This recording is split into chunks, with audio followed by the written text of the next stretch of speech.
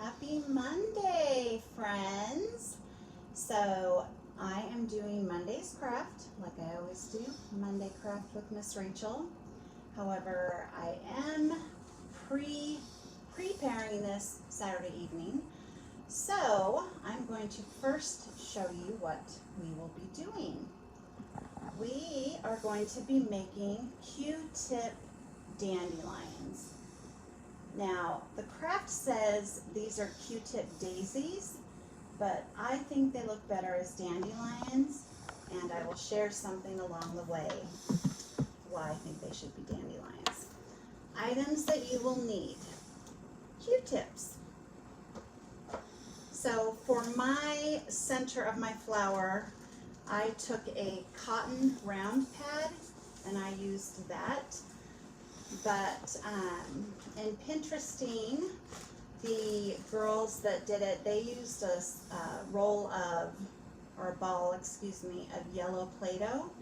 So anything that you can find around your house that, you know, even if it's like a cutout piece of yellow paper or just a piece of yellow paper you color, or if you happen to have like a yellow circular sticker, in essence, whatever you can find to make the center, you do that.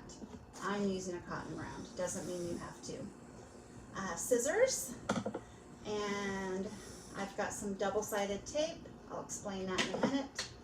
And it wouldn't be Miss Rachel if I did not have my myriad of colors. So as we get started, what we're going to do, oh, and of course I've got just kind of a manila-y heavy construction paper, and again, you can put this on whatever, cardstock, regular paper.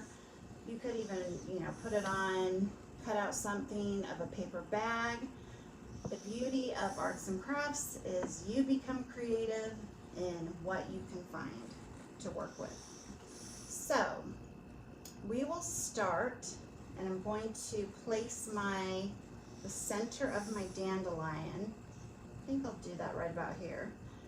And for time for the video, I'm just going to do one. But of course, like the finished picture, you could do two, you could do three, however many you want to do. But we'll just do one. And then you just essentially kind of start placing. So I'm just going to start kind of placing these where they go. I haven't done, you know, I haven't adhesed them or anything yet. Just kind of putting them where I think they should go. And since, at least for Miss Rachel, mine is a dandelion, I'm going to make my dandelion wisps. Is that what they're called? Little. In all actuality, the dandelion pollen that now as an adult drives me crazy, but I'm going to have quite a few of those. The reason that I chose this to be a dandelion instead is because when I was growing up, and I was about the age that most of our students are now, I always loved finding dandelions. Didn't even think of them as a weed. Finding dandelions, picking it out, blowing all the little wispies away, and making a wish. And so for myself, again, creates a great memory, and I just think it's cute as a dandelion. So that's what it's going to be. So you can adhere these however, you know, a dab of glue.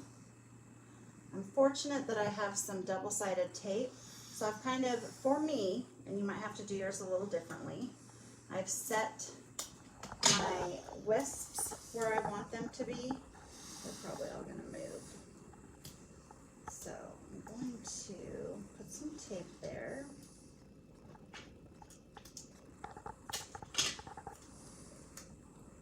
And then of course, you know, the center of my dandelion will also stick to this, so I'll have to do a little repair work here in a minute.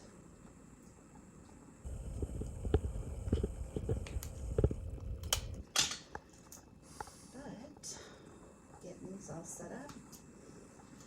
The irony is of course, as I'm making this dandelion, we are entering, I mean, we've actually been there for a bit, but entering this horrible, no good allergy season. And if I hung out with dandelions now, Miss Rachel would not be a happy lady. I would be sneezing and puffy faced and itchy eyes.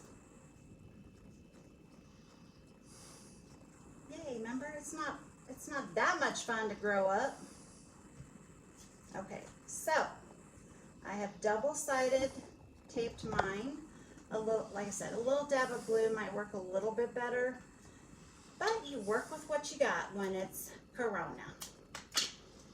So, you know, just kind of, and since this tape is very translucent, I'm just going to actually put another little piece to hold these down. So now I've got, I'm sorry, pardon me. I've got my dandelion flower,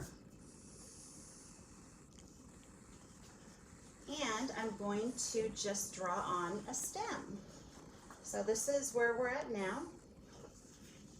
And again, I can't stress it enough. The beauty of arts and crafts is everybody interprets it differently. So there's no right or wrong. However you make it look, it's lovely.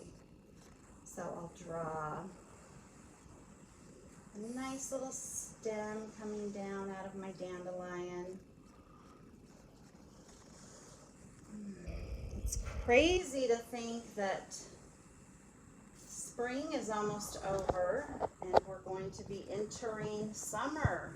I don't know about you all, but I am not ready for the heat. Who's got a pool that I can come over and swim in? I jest. My son lifeguards, so I can always go swim. And maybe pull some pranks on him and act like I'm drowning. Think he'd save me? Better save me. It's Mother's Day tomorrow.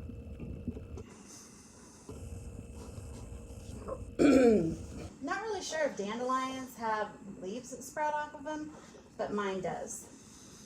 And then, you know, maybe you could write something cute like, I'll show you what mine's going to say in just a minute. So is everyone a little spring crazy? Anybody done any deep spring cleaning? I have a little bit, but I could use more.